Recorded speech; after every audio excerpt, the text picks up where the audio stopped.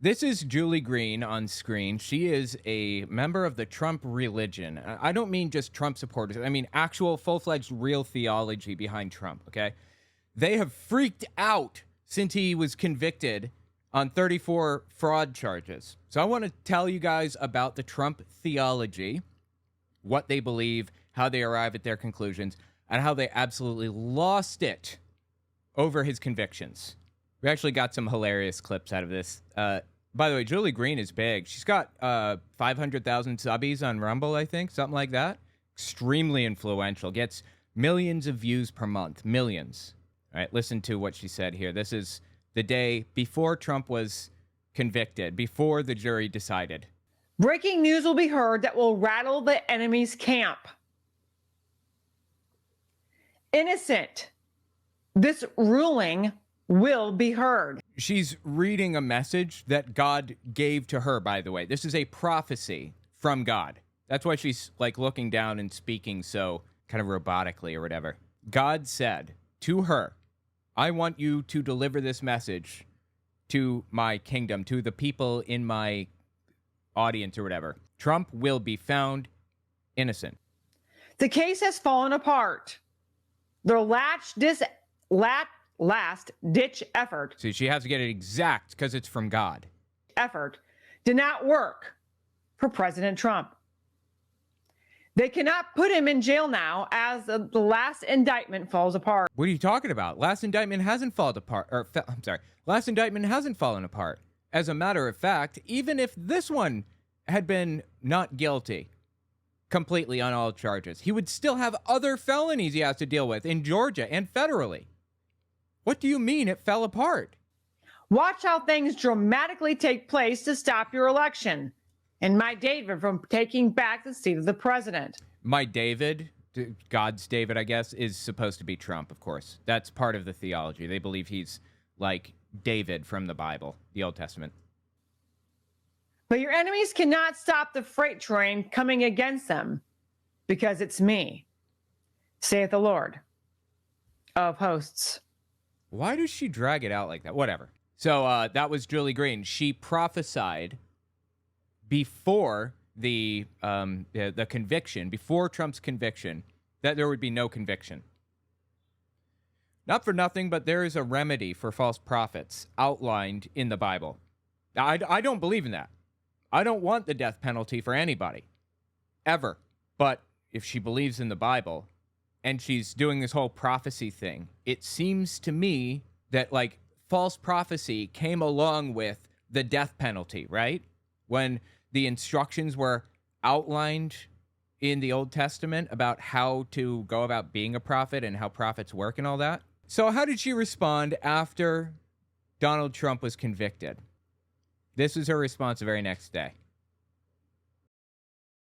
He says, there will be no guilty verdict because there's no crime. He will not do any time behind their bars and their prisons. No, they will not get what they wanted. No, not at all. Well, you can say, well, that was not true because there was a guilty verdict. Yes, exactly. Look, he says there will be no guilty verdict because when somebody is exonerated, it's like it never existed in the first place. So you think Trump's going to have his record expunged? What? He can't be exonerated now. He's been convicted. I guess you could bring the trial again if new evidence comes to light to prove he didn't do it, but I think that's the process. But he did it, okay? Without beyond a shadow of a doubt, he's guilty here. Judged by a jury of his peers. There's no wiggling out of this. Oh yeah, and Julie Green said there would be no guilty verdict. Does not get clearer than that. How does she like grapple with that? I can't wrap my head around this. You can have a fake inauguration. Doesn't mean the person in that place is a real president. You can have a fake king. Yeah, okay, fine. But you said Trump would not have a guilty verdict. Not Trump is innocent, but he would not have a guilty verdict. You're using court language. She's talking about the jury trial specifically, not about in a holy sense. God doesn't view it that way. That's not what she was saying very clearly, right? To be coronated doesn't mean he's actually king. You can have a fake verdict It doesn't mean that person is actually guilty at all. That was her excuse. That's how she wiggled out of it. But there's more, surprisingly. Again, the very next day after the conviction, she had to really lean into this because this is one of the clearest examples of a false prophecy that she has ever laid down. I have some other prophecies that she falsified, that she got wrong unequivocally and beyond question. She claimed Nancy Pelosi would be dead before the 2022 midterms. Oops. Just picked a whole bouquet of oopsie daisies on that one, didn't she? There are a billion examples of her getting prophecies wrong.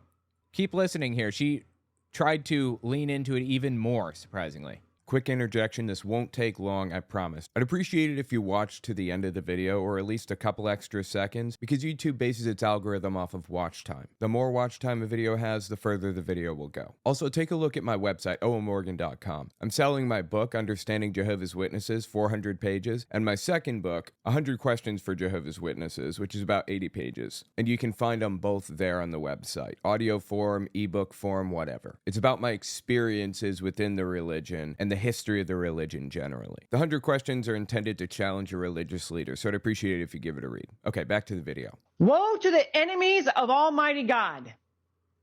You are laughing, thinking you got what you desired. I will tell you, I will have the last laugh. Okay. Your verdict is a joke, an illusion. It's not real because it's not true. I will show you whose verdict really counts. Okay, well, she said there would be no guilty verdict. So, yeah. My son is not guilty, and the world will see that is true. They will see your kangaroo courts. A kangaroo court is a court of public opinion. Kangaroo courts, and how they are a joke, and how they are nothing against me. I am the judge over all the earth, and my court rules over yours. Okay, so God held a court case in heaven? Is that what she's saying? I have warned you to back off. I have warned you to quit, but you refused. Well, God hasn't warned anybody to back off or quit anything. Julie Green claims to hear the voice of God, and she's saying that God is telling her to tell the audience to back off. Ridiculous. Don't get comfortable celebrating, because it won't last that long. Again, I say, you do not have my David where you want him, but I have you where I want you. I will open the doors wide and show the world a sham of a case this was. Great. Why didn't God do that during the case? We could have closed the book on this. He very easily could have proven that Trump didn't do it instantly. He could have put it in the minds of the jury. Don't convict Trump. There was somebody on the jury who gets their news from Truth Social. Really. Donald Trump's social media network, Truth Social. They get their news from that. There was one person who gets their news solely from Fox News, and they still voted to convict. It does not get clearer than that. He's guilty. I will show your place. You have brought your indictments. You have brought your supposed charges against him. You have proclaimed him guilty. Well, you will see. You can't get past me. Any 5 minutes now, right? Yeah, so we're looking at 9 o'clock on, 2,000 years. This won't last. Your joyful laughter and smug actions in front of your cameras. Your show is about to end. And my children are about to laugh. And they will see you fail. And they will see you exposed. Remember, this is a Trump theology. I'm going to explain that in just a minute. You will be embarrassed. You will be put to shame. You will be tried and convicted. I told you you will reap what you have sown. You got what you wanted. You thought. I want justice. If Trump is innocent, I want him to be found not guilty. I believe in justice. In this case, he was guilty. Legitimately.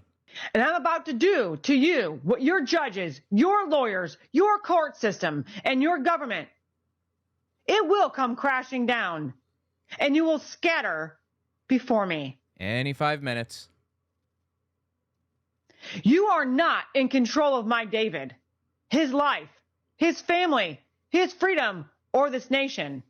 And you are about to see that is true. Well, I don't know who she's talking about, but if by they or by you she means the legal system in the United States, then yeah, they kind of do have jurisdiction over him and control over whether he goes to jail or gets house arrest or whatever. Quick interjection. This won't take long, I promise. I just want to say I'd appreciate it if you check my Patreon. owenmorgan.com/Patreon to find it. YouTube's algorithm goes up and down, so I can never predict where it's going to be. Having patrons gives me some level of stability. Okay, back to the video. In any other case like this, Donald Trump would not go to jail. He would probably be on probation. In this case, if somebody else did exactly what Donald Trump did, you know, gag order and lying about and spreading the name of the judge's daughter and all that junk, if another person had done all of that and they weren't famous, they would have gone to jail the entire time. I think it's 0 to 4 years for each count, and there are 34 counts, and they can be served concurrently or consecutively. So they could just serve time for all 34 counts on top of it of each other, and just serve 4 years and you're done with all of it. Or if the judge saw fit, he could sentence Trump to 4 years times 34 felonies, 136 years. If he wanted, he could do that. In most cases, though, I think it's a $5,000 fine for each charge. I'm really hoping the judge isn't just going to charge him fees for what he did. After the conviction, any other person is obligated to go to the court officer, the probation officer nearby, and fill out a form about themselves and where they live and contact information and everything else for pre-sentencing. I don't know what it's called, like a pre-sentencing period where they'll be on probation or in jail or house arrest or whatever. They have to work with the court system to set that up before sentencing. And the judge told Trump, go fill this form out before you leave today. And what did Trump do? Walked right out the front door. Didn't fill out anything. If this were any other person in this exact situation, he would serve time, a lot. But it's Donald. All right, this, like I said, there's a theology behind this, and all of the pastors involved in the Trump theology have their own reactions, their own takes on this. I'm going to talk about the Trump theology specifically in a minute with Shane Vaughn, but let's talk about Dutch Sheets for a second, okay? That's who this guy is on screen. Before I play the clip, let me give you a thought experiment, okay? Imagine this. I'm just kicked out of my house, 18 years old, my 18th birthday. I have nothing. I have lost literally everything in my life. I'm on the street, literally, like I walk out to the street corner. This happened to me because I used to be Jehovah's Witness, you know. I left the religion behind, and I'm kicked out. I lose it all. I walk out to a street corner, and I realize I have nothing. Where do I go? I'm standing at a street corner. I'm looking left, I'm looking right. Which direction do I go? I have no reason to go anywhere. A good Methodist woman took me in. To her dying breath, she loved Jesus. I'm not a Christian. I'm an atheist. But she loved me anyway. She knew that I still believed in Jehovah's Witnesses in that moment and that we had deep theological disagreements. She loved me anyway. She knew I had nothing. I was married to her granddaughter. Christmas time rolls around, I had nothing. I didn't have any money to get gifts for anybody. So she bought a gift from me to my wife and from me to my daughter. In my name, she gave them the gifts with my name signed on it because she followed Jesus' instructions. Take care of the poor. Love your neighbor as yourself. Do unto others what you would have done to you. Or the parable with Jesus saying there are going to be sheep on one hand, goats on the other. He says that the sheep took care of him when he's hungry, gave him a place to sleep, gave him a drink when he's thirsty. And they said, Lord, we didn't do any of those things. Why did you pick us to be in this group? And he says, what you've done to the least of my brothers, you've done to me. And that was Sue. That's what she did. She took care of everybody around her, and she didn't have to. And then she died. She was the only person to truly care about me. Everybody who cared dropped the ball. Everyone who was obligated to care, parents or whatever, grandparents and aunts and uncles, their family is supposed to care. Not one of them cared, except Sue. And she died. Now, I hope that I have instilled in you the feelings that I have about this. Deep sadness, heart-wrenching, painful loss and sadness. Going into this, I hope you retain those feelings so that you understand how the Trump cult views Donald Trump and what's happening and all of that. This is Dutch Sheets, a leader in the Trump religion. He's a pastor, effectively. Just listen to what he said here. This is the next day after Trump was convicted. As I was praying and writing the earlier post, the one I'm now saving, a friend called to talk about an unrelated matter, but during the conversation mentioned the sad condition of America. The floodgates opened. I began to weep to the point of being unable to speak. I couldn't finish our conversation. He, knowing this was travail from Holy Spirit, graciously ended the call. Dutch Sheets cried, wept. He wept because Donald Trump was convicted. He's found guilty. Dude's not even going to jail right now, okay? We don't even know if that's happening. But he wept like he had lost the most important person in his life. That should tell you something about where their heads are at. These people are lost. If Bernie Sanders died, a big Bernie Sanders fan right here, love the dude to death. If he died, I'd be sad. He did a lot for the country. He's a really good guy. There isn't a bad bone in his body. I would not weep like I had lost my grandmother.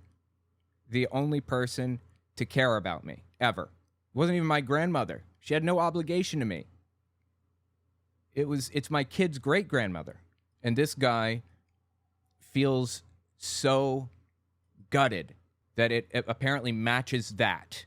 I've watched as the leftists, globalists, and Dems have tried to destroy Trump. Truly, he is a political martyr. And yet, in the dream, he prevailed and served. Oh, yeah, he's talking about a prophetic dream his friend had, basically. The guy weeps. He weeps over Donald Trump. This is not the only time either, apparently. I had this clip. It's super old. I've had this forever. How old is this clip? This is mid-September 2022 is when this released. Listen to Dutch Sheets describe crying over Donald Trump again. I went to over in the corner and I grabbed a flag we had and I wrapped it around me and I laid on the floor. Okay, let me give a little bit of lead up because I don't know if he's going to explain what happened. Earlier in this episode of Flashpoint, he was saying that he was giving a sermon up at his church, mega church, by the way, and he started crying over Donald Trump. So he went into the corner and wrapped a flag around himself and laid on the floor crying over Trump. His wife turned out the lights and everybody left and just left him there to cry. Have you ever felt that deeply about anything in your life? I've had some really disturbing, painful situations happen to me. And I don't know if I can match what he's feeling for Donald Trump. Nothing even happened to Trump in this situation. He just loves him so much that it brought him to tears. He cried more at this, presumably, than he would at his wedding. I can't imagine he went, wrapped a flag around himself and sat there sobbing at his wedding. Went to over in the corner, and I grabbed a flag we had, and I wrapped it around me, and I laid on the floor. And I sobbed, and I knew I was crying with him. He was crying with God. I knew we were crying together for this nation, Gene. And it became so intense that at one point I said, and I meant this was not hype, or I'm not trying to be sensational here. You know it's going to be something sensational. I said, God, please, you have to stop this. Because my heart is literally going to break and I'm going to die. And I said, please don't kill me. So for 3.5 hours this happened. And 3.5 hours. 3.5 hours. The dude laid on the floor, wrapped in a flag after his sermon ended because he's sitting there crying in a ball. Laid there 3.5 hours crying on the floor. That is, I don't even have a word for that. Schmoobly-gong? That sounds right. That feels like the right word. I stole that joke, by the way. Here's what he said to me at one point. And I know this was God. And I could never, ever, ever be convinced this wasn't God. Okay. He said, I must have this nation. Why don't you get a little bit closer to the microphone there, Dutch? I'd appreciate that. Well, God can just take it, can't he? Why is he telling Dutch that he must have it? I must have this nation back.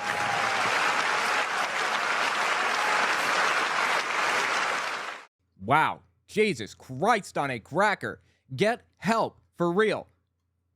Crying over Trump. That is some wild shit. So let me talk about the theology behind this, if you guys are unfamiliar with it. This is Shane Vaughn on screen here. He is also a Trump pastor, just like Dutch Sheets and Julie Green Ministries are Trump churches or Trump pastors. Listen to what Shane Vaughn here had to say. Mid-August 2022. Donald Trump carries the prophetic seal of the calling of God. He is Joseph. If you are anointed by Yahweh for a specific plan and purpose, you are a Messiah. He just called Trump a Messiah and rubs his beard, or his lack thereof, I suppose. Yeshua was the Messiah of mankind, but Donald Trump is the Messiah of America.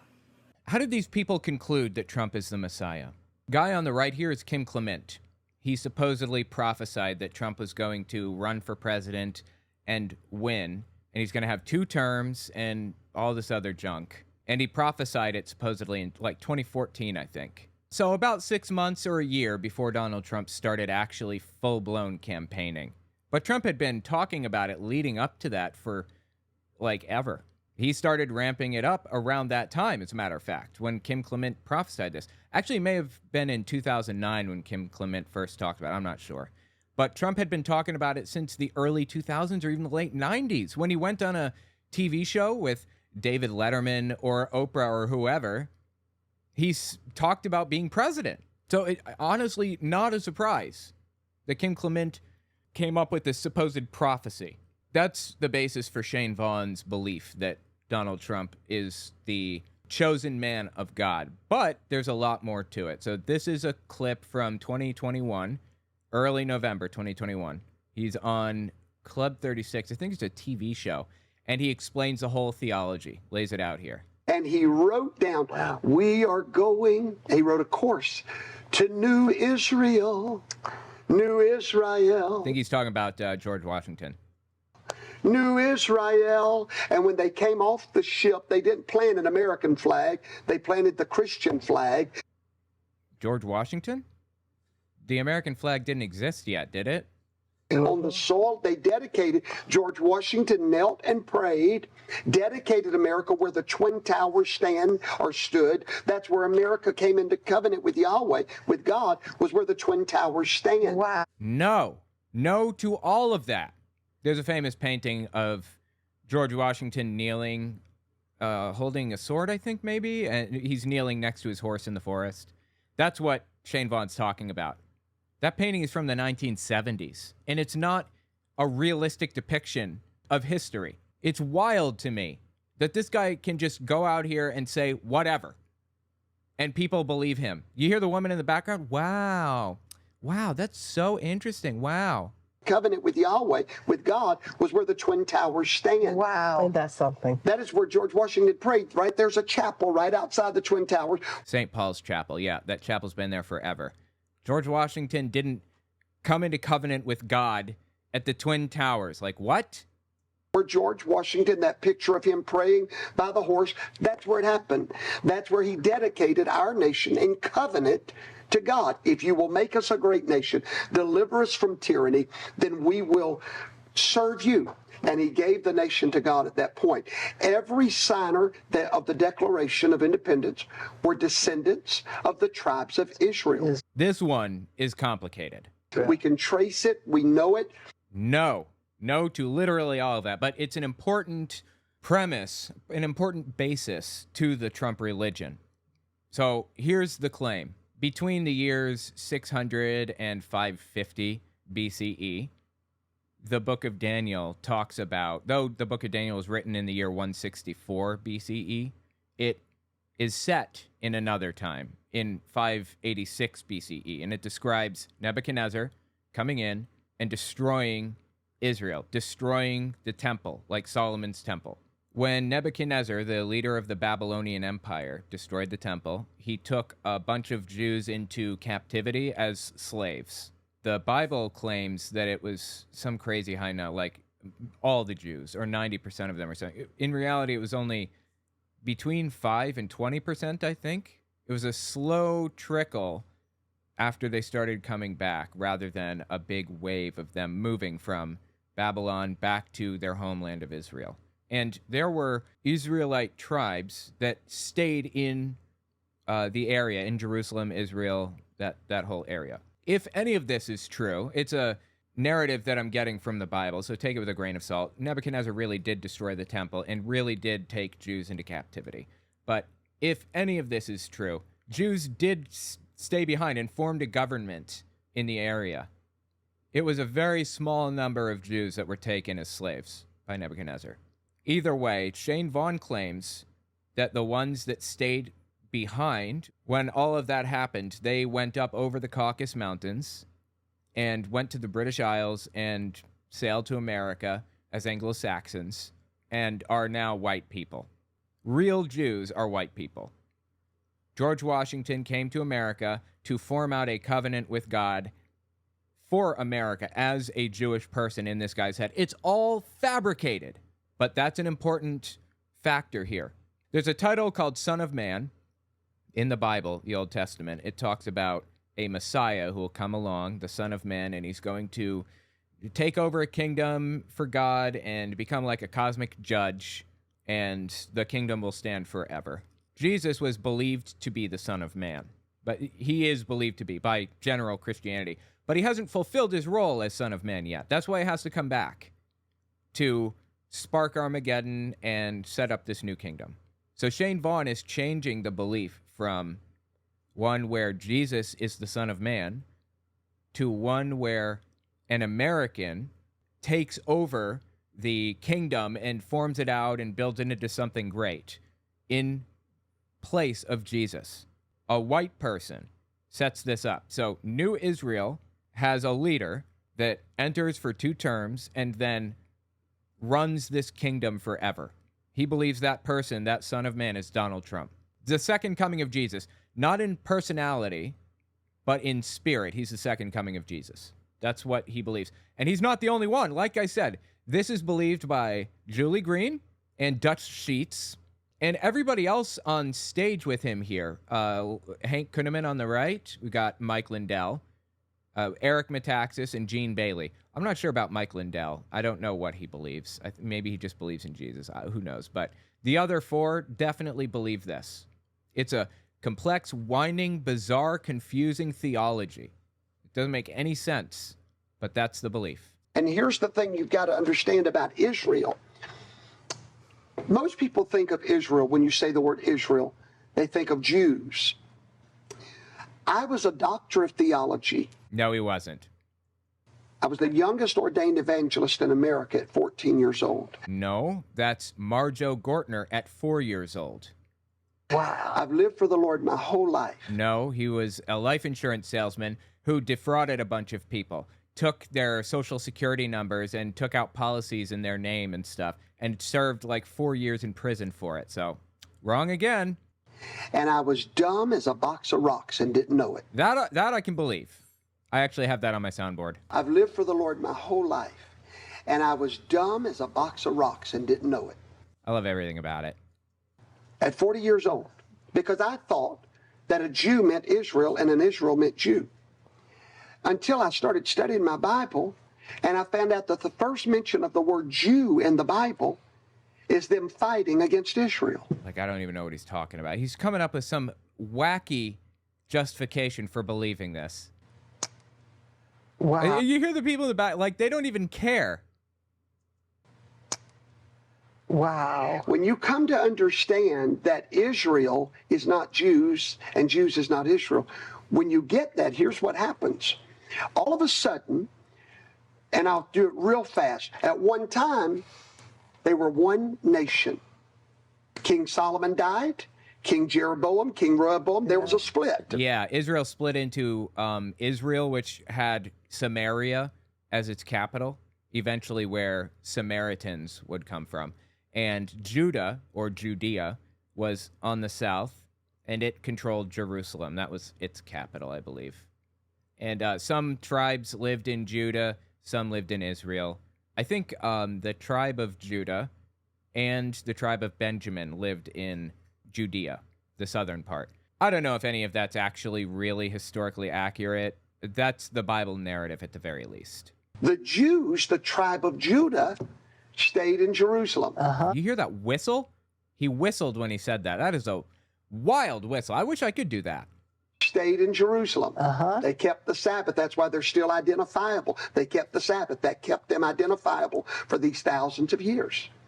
However, there was 10 tribes that went to the north with King Rehoboam in rebellion.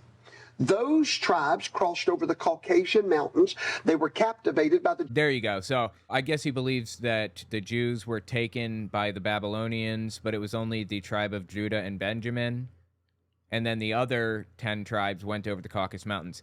And the tribes of Judah and Benjamin are fake Jews now. That's what he says. He says that the ones that are in Israel right now are fake Jews.